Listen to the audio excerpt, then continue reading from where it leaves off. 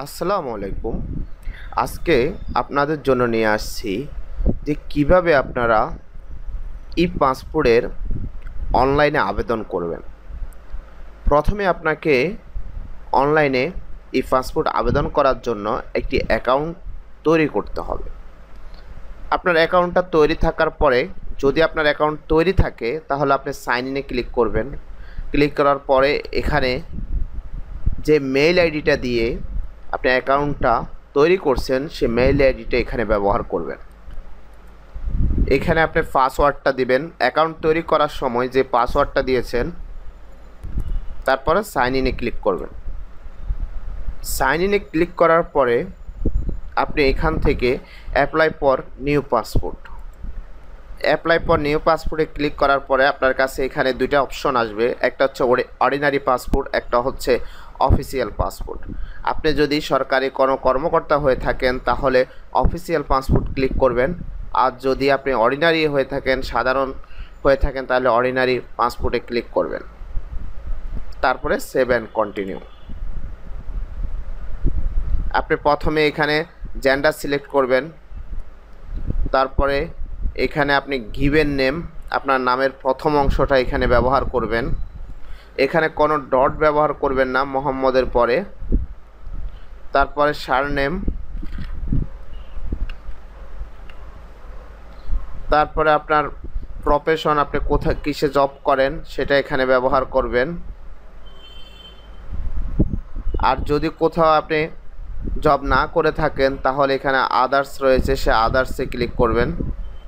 তারপরে আপনার রিলিজন, আপনার ধর্ম এখান থেকে সিলেক্ট করবেন। আপনার মোবাইল নাম্বারটা এখানে ব্যবহার করবেন।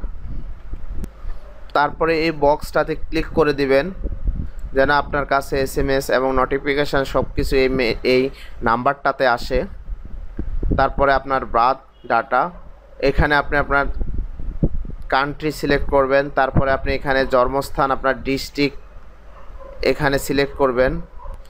তারপরে এখানে জন্ম তারিখ, প্রথমে হচ্ছে আপনি বছর সিলেক্ট করবেন, তারপরে মাস, তারপরে আপনি দিন সিলেক্ট করবেন। আপনি সিলেক্ট টাইপ অফ সিটিজেনশিপ, সেটা আপনি কি বাই বার্থ, জন্মসূত্রে বাংলাদেশের নাগরিক। তারপরে save and continue. Permanent address, আপনার ডিস্ট্রিক্ট দিবেন, তারপরে ভিলেজ, তারপরে আপনার রোড বা ব্লক সেক্টর থাকলে দিবেন, না থাকলে দেওয়ার প্রয়োজন নেই, এটি অপশনাল একটি সাবজেক্ট। পোস্ট অফিস ব্যবহার করবেন এখানে। আপনি এখানে দেখবেন যে আপনার পোস্ট কোডের সাথে যেন মিলে। তারপরে পুলিশ স্টেশন, প্রেজেন্ট অ্যাড্রেস ব্যবহার করবেন, এখানে আপনি যে প্রেজেন্ট অ্যাড্রেস রয়েছে সেটা এখানে ব্যবহার করবেন। তারপরে হাউস নাম্বার, তারপরে রোড নাম্বার, পোস্ট অফিস,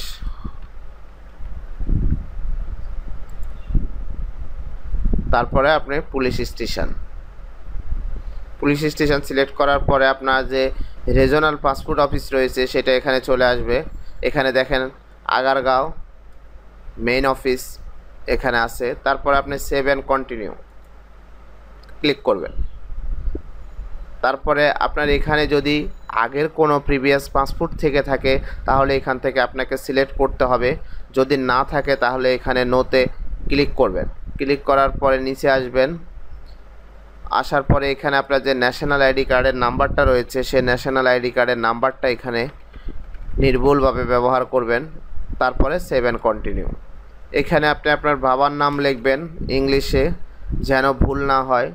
আপনার সার্টিফিকেটের সাথে সেম রেখে এখানে আপনি আপনার বাবার নামটা এখানে লিখবেন।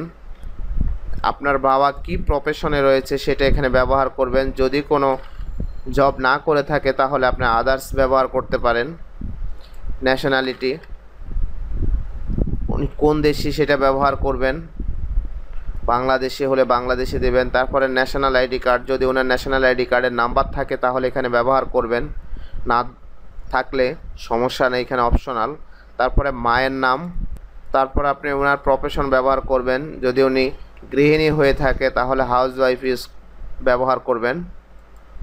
ন্যাশনালিটি, তারপরে ওনার ন্যাশনাল আইডি কার্ডের নাম্বার যদি থাকে সেটা দিবেন, আবার সেভ অ্যান্ড কন্টিনিউতে ক্লিক করবেন। তারপরে আপনি যদি মেরিড হয়ে থাকেন, মেরিড বা দেখা যাচ্ছে ডিভোর্স বা যেটাই হয়ে থাকেন সেটা এখানে ব্যবহার করবেন। তারপরে সেভ অ্যান্ড কন্টিনিউ। তারপরে পাসপোর্টের একটা অপশন রয়েছে, সেটা হচ্ছে সিলেক্ট ইমার্জেন্সি কন্ট্যাক্ট রিলেশনশিপ। আপনার যে ইমার্জেন্সি যদি আপনার কন্ট্যাক্ট করতে হয় সেটা কার সাথে করবে, এবং এই ইমার্জেন্সি কন্ট্যাক্টের অ্যাড্রেস, মেল আইডি এবং মোবাইল নাম্বারটা সাধারণত আপনার পাসপোর্টে থাকবে। তাই আপনার খুব আত্মীয় কাউকে, বাবা মা, ভাই বোন কাউকে দিতে পারেন। মনে করেন আমি এখানে আমার বাবাকে দিয়ে দিলাম। তারপরে এখানে আপনি যেটা করবেন সেটা হচ্ছে ওনার ঠিকানাটা এখানে ব্যবহার করবেন। এখানে ওনার ঠিকানাটা দিয়ে দিবেন, ইমেল আইডি থাকলে দিবেন, না থাকলে সমস্যা নেই। তারপরে ওনার মোবাইল নাম্বারটা এখানে ব্যবহার করবেন, এখানে বক্সে ক্লিক করে দিবেন। তারপরে সেভ অ্যান্ড কন্টিনিউ। এবার দেখেন আপনার এখানে 48 পেজ এবং কয় বছরের জন্য করবেন। 5 বছর রয়েছে, 10 বছর রয়েছে। 5 বছরের জন্য আপনার 4025 টাকা ব্যাংকে জমা দিতে হবে বা বিকাশের মাধ্যমে জমা দিতে হবে। আর যদি 10 বছরের জন্য করেন সেটা 5750 টাকা জমা দিতে হবে। মনে করেন আমি 10 বছরের জন্য করলাম, সেভ অ্যান্ড কন্টিনিউতে ক্লিক করবেন। তারপরে আপনার এখান থেকে একটা ডেট নিতে হবে, আপনি কোন ডেটে ছবি এবং সিগনেচার দেওয়ার জন্য অফিসে যেতে চাচ্ছেন সেটা এখান থেকে সিলেক্ট করবেন। সেটা দেখেন আপনাকে যে ডেটগুলো রয়েছে সেই ডেটগুলো এখান থেকে দেখাবে। মনে করেন আমি 30 তারিখে যেতে চাচ্ছি, তাহলে 30 তারিখে কয়টার সময় আপনি পাসপোর্ট অফিসে যাবেন সেটা সিলেক্ট করবেন। সিলেক্ট করার পরে করবেন সেভ অ্যান্ড কন্টিনিউতে ক্লিক করবেন। তারপরে আপনাকে পার্সোনাল ইনফরমেশন এবং প্রিভিয়াস সব ডাটাগুলো আপনাকে দেখাবে। এখান থেকে আপনি ভালোভাবে পাসপোর্টের যে ফর্মে যে ডাটাগুলো রয়েছে সেটা এখান থেকে দেখবেন। দেখার পরে যদি সবগুলো ঠিক থাকে তাহলে আপনি এখানে যে টিক বক্স রয়েছে এই বক্সটাতে টিক দিবেন। দেওয়ার পরে confirm and processed two payment click করবেন। তারপরে দেখেন এখানে দুটো অপশন রয়েছে আপনার সামনে, আপনি অনলাইনে পেমেন্ট করতে পারেন এবং অফলাইনে পেমেন্ট করতে পারেন। যদি আপনি অনলাইনে পেমেন্ট করেন তাহলে অনলাইনে ক্লিক করবেন, এবং অফলাইনে পেমেন্ট করলে অফলাইনে ক্লিক করবেন। আমি অফলাইনে পেমেন্টটা ক্লিক করলাম। তারপরে আপনি কন্টিনিউতে ক্লিক করবেন। তারপরে আপনি কি করবেন, এখানে যে প্রিন্ট সামারিটা রয়েছে সেটা এখান থেকে আপনাকে প্রিন্ট দিয়ে নিয়ে যেতে হবে। নিয়ে যাওয়ার পরে এটা আপনাকে ব্যাংকে জমা দিতে হবে। তারপরে আপনার যে ডাউনলোড অ্যাপ্লিকেশান ফর্ম রয়েছে সে ডাউনলোড অ্যাপ্লিকেশান ফর্মটা এখান থেকে নিয়ে যেতে হবে। এটা আপনাকে সাধারণত পাসপোর্ট অফিসে জমা দিতে হবে।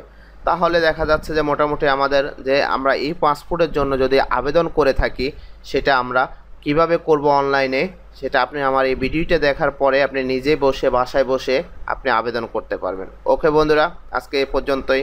আল্লাহ হাফেজ।